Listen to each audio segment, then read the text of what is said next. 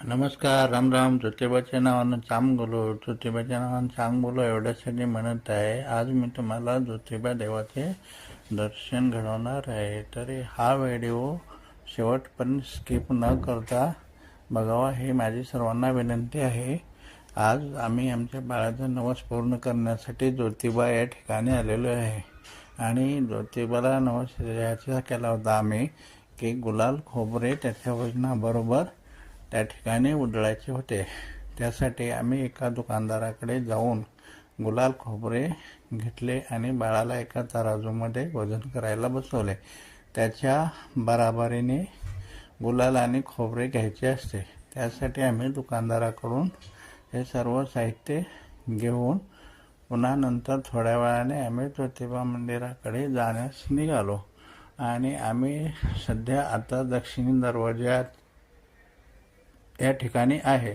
दक्षिण दरवाजाकडून पण ज्योतिबा मंदिरात जाता येते आणि पलीकडून वरून पण एक दरवाजा आहे. त्या साईडनेही आपण ज्योतिबा मंदिरात जाऊ शकतो. ज्योतिबा मंदिरात जाण्यासाठी 3 दरवाजे आहेत. तिन्ही दरवाजापैकी कुठल्याही एका दरवाजामधून आपण जाऊ शकतो. अशा पद्धतीने आम्ही दरवाजातून मंदिराकडे जायला सुरुवात केली. आम्ही सध्या आता दक्षिण दरवाजामधूनच ज्योतिबाकडे जात आहोत.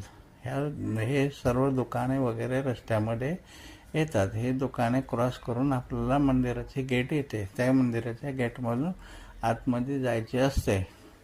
आतमध्ये गेल्यानंतर मंदिराच्या पलीकडच्या बाजूने लाईनमध्ये लागून मंदिरामध्ये प्रवेश करायचा असतो.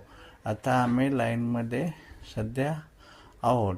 आता आम्ही मंदिराच्या गाभाऱ्यापर्यंत पोहोचलो आहे. आमची मुलगी एकदम मंदिरामध्ये पुजारी सोबत घेऊन गेलेले आहेत आणि आता मंदिराचे दर्शन होत आहे. अशा प्रकारे आम्ही मंदिरामध्ये जाऊन देवाचे देवदर्शन व्यवस्थित घेतले आणि नंतर गुलाल आणि खोबरे घेऊन बाहेर आलो.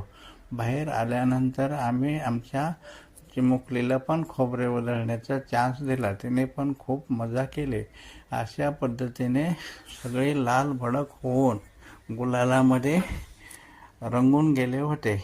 गुलालामध्ये फार मजा आली गुलाल उधळण्यामध्ये.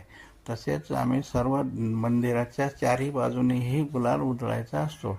त्यामुळे आम्ही मंदिराच्या सर्व भागाला प्रदक्षिणा घालून गुलाल पूर्ण उधळून संपवला आणि शेवटी आम्ही मंदिरामध्ये गप्पा मारत उभा राहिलो आणि पुन्हा थोड्या वेळाने आम्ही तिथून